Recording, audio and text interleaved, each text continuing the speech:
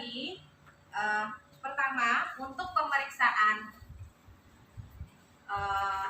pada kasus CP, satu kita lihat refleksnya sudah sudah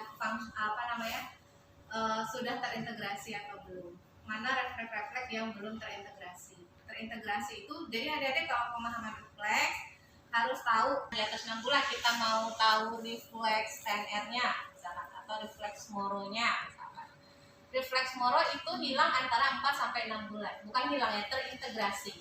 Karena itu nanti akan berubah menjadi refleks fungsional, ya. Kemudian sensoris jangan lupa. Pemeriksaan sensoris jangan lupa. Sensoris apa aja kemarin? Sensoris apa saja? Ada somatosensoris, ada vestibular. Somatosensoris itu taktil, proprioceptif. Ada nggak? Ada di kemarin ada kan ya? Di pemeriksaan sensoris?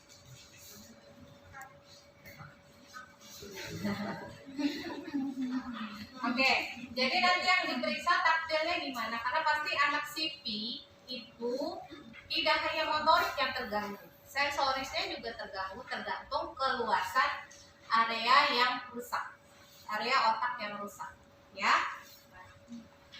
Taktil, proprioceptif, vestibular, visual, auditorinya seperti apa? Olfaktorinya seperti apa? Karena ada anak-anak CP sendiri olfaktorinya sensitif sekali, dia mencium sesuatu yang terlalu keras buat dia akan muntah atau dia akan tidak nyaman. Misalkan seperti itu. Jadi nanti pemeriksaannya sensorisnya jangan lupa. Karena kita untuk mengarah atau kita untuk tujuan kita kan outputnya adalah motorik fungsional, ya kan ya. Nah untuk bisa ke motorik fungsional maka kita harus sensorisnya harus benar dulu. Karena sensoris ini pintu gerbang, pintu masuk stimulus yang akan kita berikan. Kalau pintunya tertutup, mau kita kasih stimulus banyak sekali pun ya nggak akan masuk atau masuk pun nggak adekuat, ya.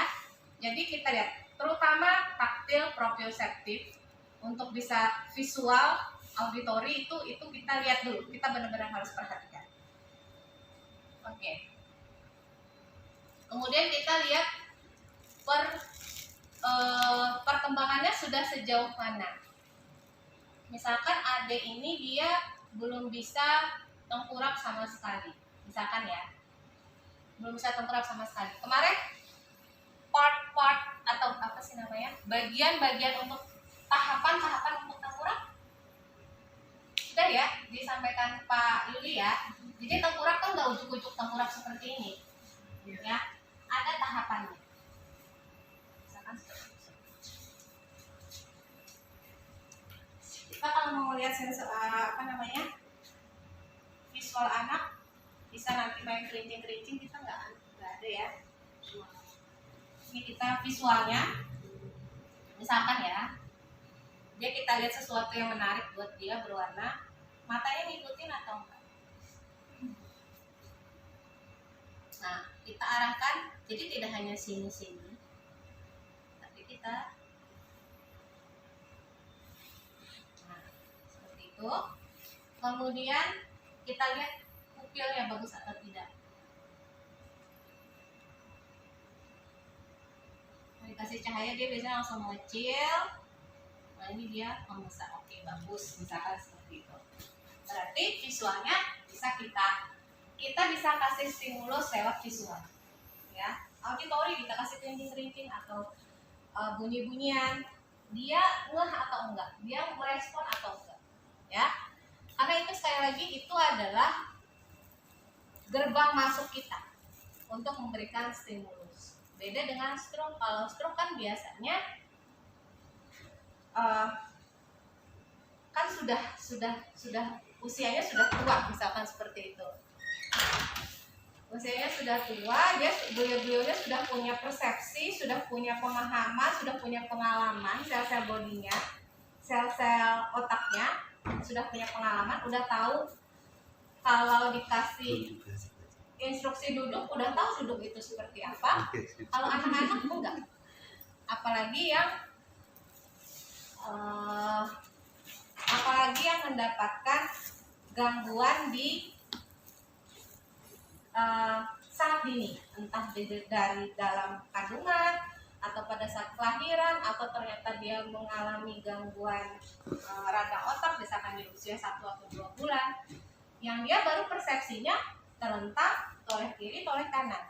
Nah, kita sebagai fisioterapis fungsinya memberikan pemahaman. Bedanya untuk dewasa dan anak-anak ya. Kalau dewasa sudah paham, kalau anak-anak belum paham, ini kita kasih pemahaman. Kalau duduk yang benar seperti ini, jalan yang benar seperti ini, tengkurap yang benar seperti ini, itu yang harus kita tanamkan. Bisa dipahami ya?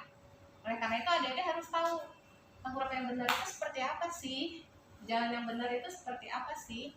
Karena sekali lagi kita menanamkan persepsi yang benar. Kalau kita tanamkan, kita kasih pelajaran persepsi yang salah, maka itu akan dibawa sepanjang umurnya. Ngerombaknya lagi biasanya agak susah ya. Kayak kami kalau di pediatri senang pasien itu datang di usia bayi, di usia masih dini sekali gitu ya, karena nanti persepsinya bisa kita bentuk dengan bagus. Kalau datang istilahnya kena encephalitis di usia 5 tahun, datang ke kita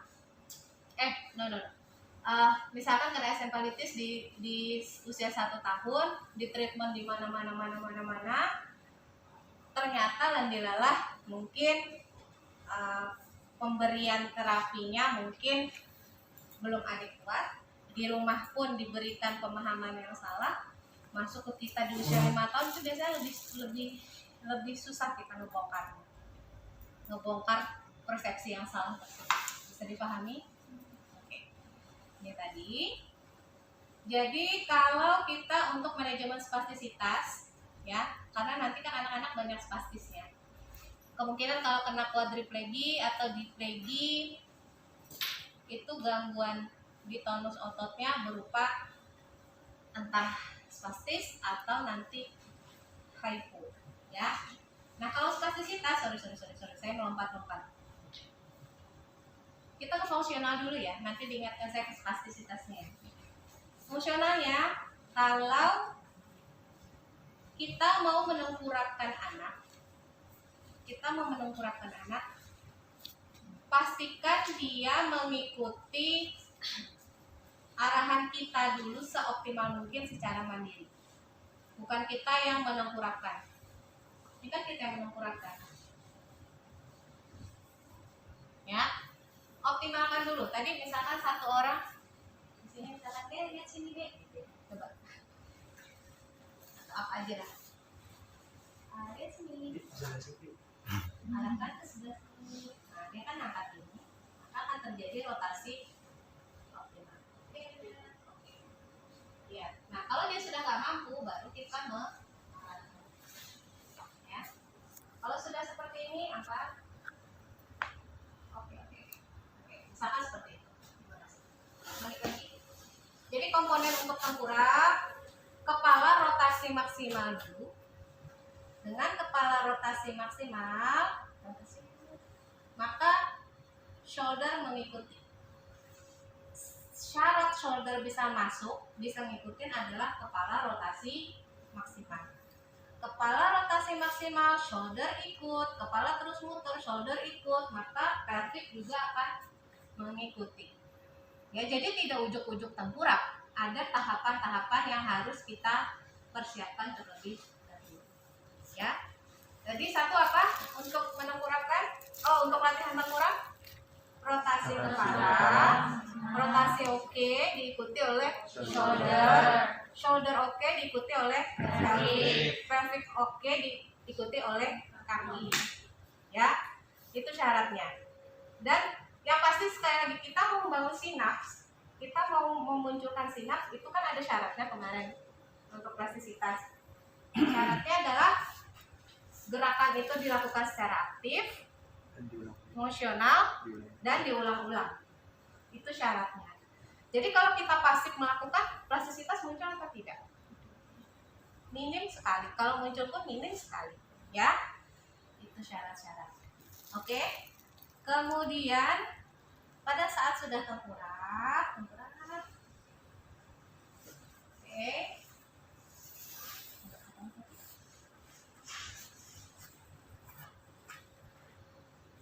Menghayati sekali.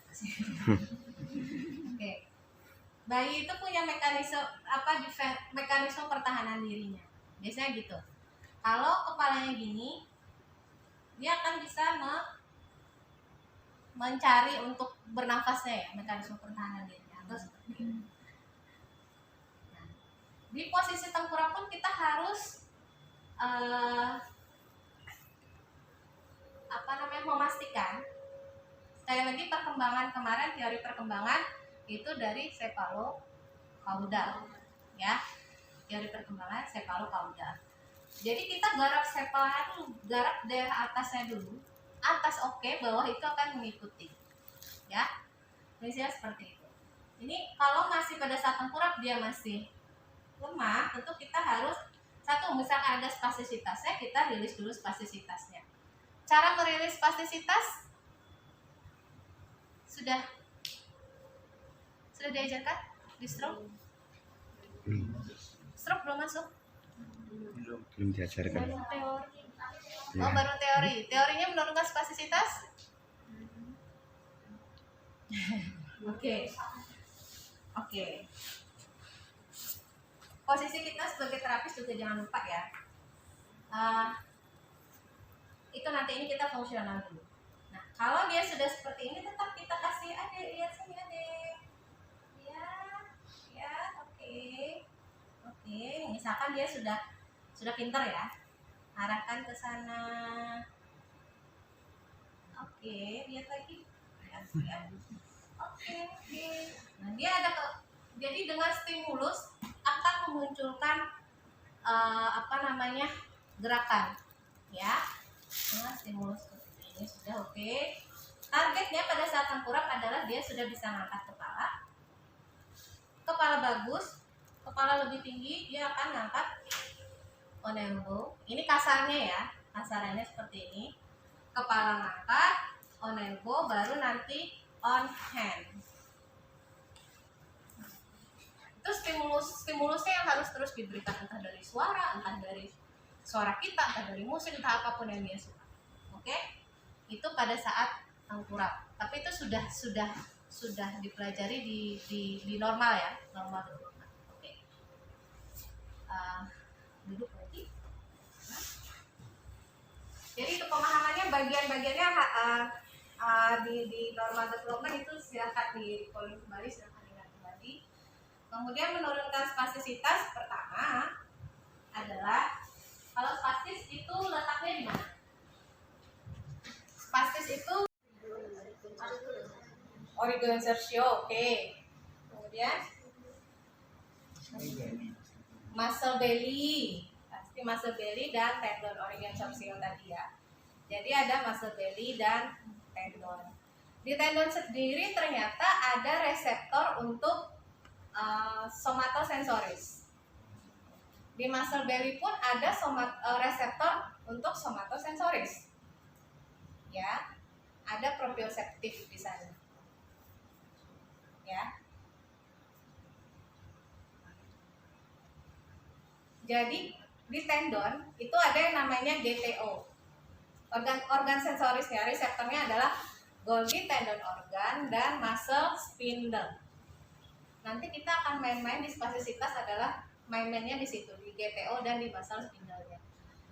Muscle spindle GTO ada di mana? GTO itu mesti namanya Golgi tendon organ, berarti daerahnya ada di sekitar tendon. Ya. Ini misalkan kita lihat. Jadi anatomi otot secara letak, secara fungsi, dan anatomi ototnya sendiri adik-adik harus memahami, ya.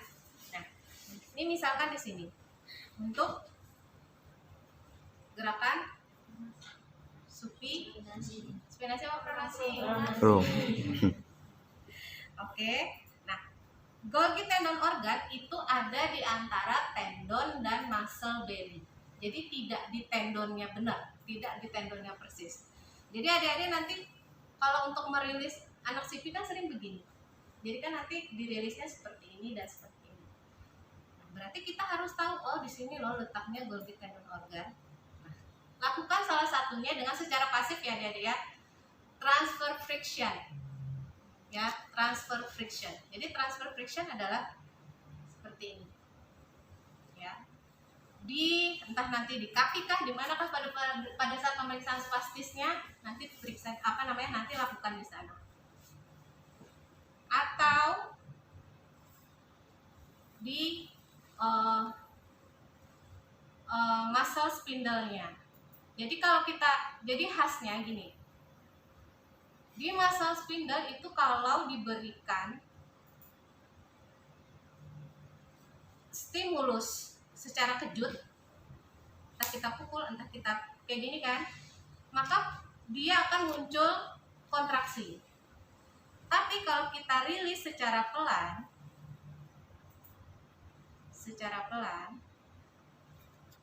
maka dia akan menurunkan spastisitas. Jadi mainnya di situ.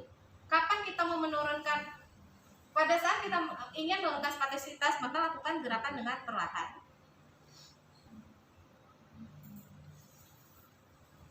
Oke.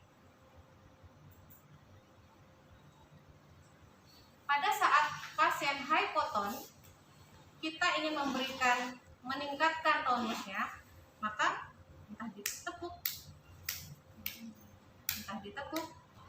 dia akan langsung muncul di muscle spindle. Atau stretch reflex. Stretch reflex akan memunculkan kontraksi otot. Ya. Jadi nanti pada saat tujuannya tergantung tujuannya. Kalau ingin meningkatkan tonus, lakukan tadi stretch reflex, gerakan kejut. Tapi kalau untuk menurunkan spastisitas, maka gerakannya hindari stretch reflex terjadi.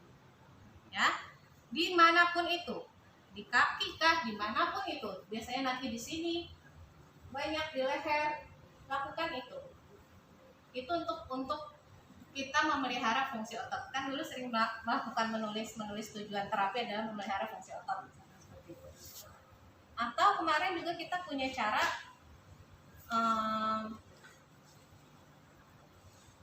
meningkatkan kekuatan otot lawan antispastisnya. Ada otot-otot spastis, misalkan otot spastis kan seperti ini. Spastis seperti ini. Oke. Ini khas spastisnya anak-anak CP. Berarti yang spastis grup mana? Plantar.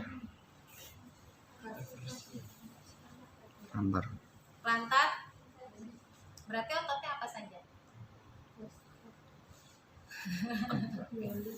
Otot tibialis anterior, plantar. Oke, itu untuk inversinya. Kalau untuk murni plantarnya soleus dan gastrocnemius. Berarti kita sudah tahu, ini komponennya yang spastis adalah grup plantar dan grup inversinya. Berarti antispastisnya ada di grup dorsifleksi dan eversi. Nah, berarti ini kita sudah tahu daerah otot-otot grup plantar fleksi kita rilis dengan cara seperti tadi, ya. Dengan cara seperti tadi, kita lihat kalau gastroc dan soleus kan lebih mudah mendapatkan tendonnya. Ini tendon, ini muscle belly, ini di sini. Kita tekan sambil kita posisikan. Kemudian stretch kita panjangkan. Nah, seperti itu sampai dia rilis, baru kita kuatkan otot-otot antispastisnya, ya. Karena sekali lagi otot-otot antispastis pasti nanti hypo, cenderung lembek karena jarang digunakan. Itu harus diaktifkan, ya adik-adik ya. itu entah nanti adik-adik nanti menggunakan FAST kah, electrical stimulasi kah, functional electrical stimulasi kah, atau kalau pasiennya oke, secara kognisi oke, misalkan ayo kita angkat gini deh, misalkan lihat ya deh ini angkat, misalkan seperti itu. Kalau dia nggak bisa, kita arahkan angkat tuh begini ya dek. Nah misalkan seperti itu. Nih ya lihat ya, angkat itu seperti ini. Nah coba lagi yuk. Nah misalnya ini dia pintar. Kalau dia persepsi belum paham, kita tetap ngomong. Makanya untuk fisioterapis tuh harus nggak bisa pendiam. Saya dulu pendiam. Ya Pak suka ya. Saya dulu pendiam, tapi pada saat kita ketemu pasien harus cerewet, harus ngomong, harus suara kita tuh bisa menjadi stimulus juga buat pasien. Kalau kita ayo angkat dek, dia bisa ngangkat atau enggak? Beda dengan ayo deh angkat dek. Nah kayak gini ya deh ya, angkat ya pinter, misalkan seperti itu. Kalau angkat deh angkat, beda gitu ya. Jadi optimalkan seluruh apapun itu yang ada di diri kita ya untuk pada saat memberikan stimulasi. Oke, misalkan sudah dia sudah dia bisa seperti ini. Kemarin syarat plastisitas adalah dia fungsional, dia melakukan gerakan aktif fungsional. Sebelum untuk fungsional kan mungkin saja dia kesulitan, kita kasih stimulus seperti ini untuk mengangkat atau gores. Kalau anak-anak CP pada saat kita gores ini biasanya dia akan naik. Ya, akan naik. Gores di sini. Atau pakai handuk untuk memberikan taktilnya. Kalau di klinik itu biasanya kita banyak punya handuk. Ya. Handuk ini kepalanya bisa dari banyak cara untuk menurunkan spasisitas adik-adik. Tadi salah satunya sudah kita mainin Golgi tendon organnya, mainin muscle spindle-nya, di muscle belly-nya. Kemudian bisa tingkatkan kekuatan otot yang ada yang menjadi antispastisnya, misalkan seperti ini. Atau kita main di taktilnya. Taktil bisa, maaf ya boleh dipan. Oke. Seperti ini ya, agak-agak kasar ya, agak halus. Ini langsung kita mainin di GTO-nya atau nanti di kelihatan ya. Oke. Di GTO-nya atau di muscle belly-nya dengan kita memberikan seperti ini. Bedain ya. Gini. Seperti ini. Lebih nyaman. Karena kita masukkan unsur taktilnya. Ya, sekali lagi pada saat menurunkan spasisitas, masukkan taktilnya. Ini taktil. Menggerakkan ininya adalah proprioceptifnya. Ya. Oke, misalkan seperti ini. Kemudian kita latih. Oke. Terus ambil. Jadi beriringan ya adik-adik ya. Jadi jangan hanya pada saat kita merilis spastis, rilis dulu semuanya baru kita aktifkan, itu juga kurang tepat. Jadi setelah rilis, aktifkan otot-otot antispastisnya. Rilis yang otot spastis, aktifkan otot antispastisnya. Gitu ya, bisa dipahami? Jadi kita banyak pakai anduk nanti. Begitu juga nanti di daerah leher, tapi enggak kaku. Relax. Oke, ini udah relax, ceritanya udah spastisnya udah kita treatment, semua bagian-bagian yang harus dikuatkan sudah dikuatkan. Nanti kita mulai kasih latihan fungsional, entah nanti apapun itu. Misalkan, Dek, angkat ini Dek, kenain Dek. Oke, dia punya goal, dia punya target, ya. Ke bawah Dek. Oke. Misalkan nanti, jadi tergantung kemampuan fungsional semakin lebih tinggi, ajarin dia pasang sepatu atau pasang sendal, kan pasti ada proses buka, ada proses nutup, ada proses ngangkat, ya. Dilihat capaian pada saat kita melakukan evaluasi awal apa, ya. Kemudian aktivitas fungsional banyak banget, hanya saja prinsipnya ini kita sampai jam berapa? Saya pingin adik-adik paham konsepnya dulu, ya, karena nanti teknik handling dan lain sebagainya saya yakin hampir sama dengan di dewasa. Handling kita seperti apa, kemudian bagaimana kita body mekanik kita memposisikan posisi kita. Jangan lupa kita mau merawat pasien, rawat juga diri kita. Jangan sampai treatment pasien kitanya LBP, kitanya yang tangannya cedera, jangan sampai seperti itu, ya. Nah, tadi prinsipnya saya ulangi lagi, atau ada yang bisa mengulang? Untuk gini, sorry. Pada saat kita ketemu pasien, saya minta 2 orang ya, saling melengkapi. Pada saat kita ketemu pasien, CP, apa saja yang harus kita lakukan? Siapa? Gak usah ditunjuk, silahkan angkat tangan. Tetap di sini, Mas.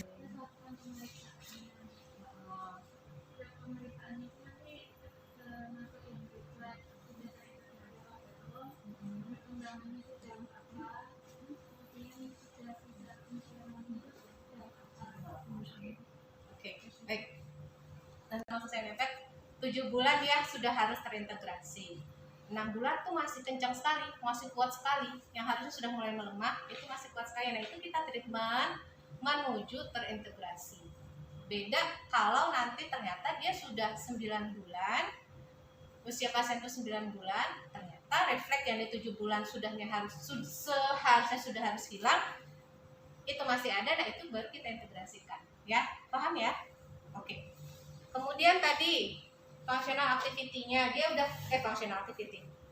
Development-nya, perkembangannya seperti apa? Jadi kalau dia lihat, oh dia sudah bisa duduk loh, misalkan pasiennya sudah bisa duduk, kita lihat duduknya sudah dengan pola yang benar atau tidak, ya. Oleh karena itu, komponen-komponen dari telentang, tengkurap, merangkak, ongkong-ongkong itu apa? Kayak gini. Berangkang sudah jalan. Ya, posisi mau berangkang, baru duduk, baru berangkang. Kan alurnya gitu ya, adik-adik ya. Sudah paham kan ya alur development yang seharusnya? Telentang, tengkurap, posisi ongkong-ongkong tadi, duduk dulu. Duduk dia bisa duduk seperti ini, duduk seperti ini, itu kan ada part-partnya ya. Baru kemudian merangkak, baru kneeling nanti berdiri baru berjalan. Itu tahapan yang sudah harus benar-benar terkonsep ya, adik-adik. Ya. Kemudian dilihat dulu, duduknya udah benar atau belum. Kalau sudah benar, kita upgrade ke yang selanjutnya. Tapi kalau duduknya masih belum benar, itu kita benerin dulu, tapi tetap diarahkan ke level yang lebih tinggi, ya. Nah, kemudian itu gambaran kasarnya, dia harus bisa jalan bla bla bla bla bla bla. Tapi ternyata anak CP tidak bisa karena terganggu.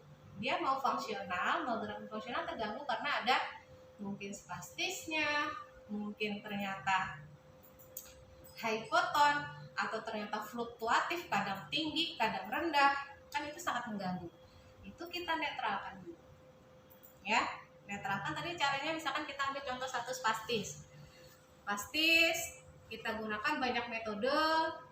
Tadi kalau spastis berkenaan dengan otot, berkenaan dengan tulang, berkenaan dengan kulit, itu kan sudah circle-nya. Berarti kita harus tahu sensorisnya yang ada di sana adalah kalau taktil kalau kulit itu berarti taktil. Kemudian kalau otot, sendi dan tulang berarti itu kita harus paham proprioceptif. Proprioceptifnya di mana saja? Di joint reseptor, misalkan sendi kita bisa lakukan kompresi misalkan. kemudian tadi GTO dan muscle spindle. Kapan GTO itu bisa menurunkan spastisitas, seperti apa stimulusnya, bagaimana nanti kita memberikan stimulus untuk meningkatkan tonus. Sudah paham? Sudah ya?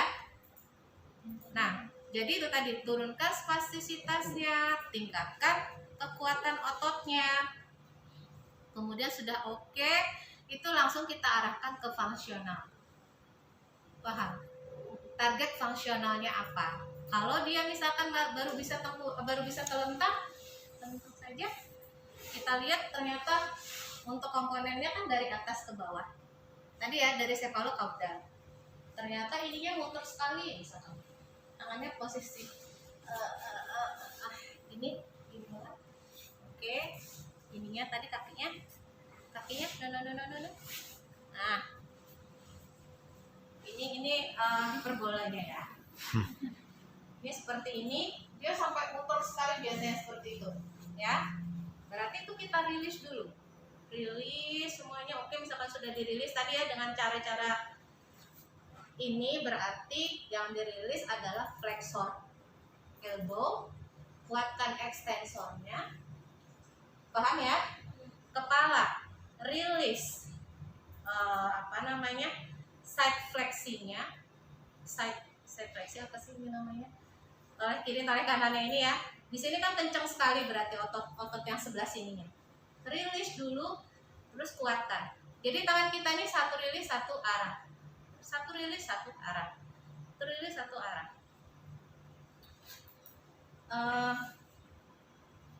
Baru kemudian latih ke fungsionalnya. Jadi dengan semua indera yang ada di dia, baru diarahkan ke tengkorak oke, kembali seperti itu. Paham? Ada pertanyaan? Nggak ada pertanyaan tuh antara dua, pasti bingung banget atau emang udah ngerti. Ya kita sambil jalan, masih ada 15 menit.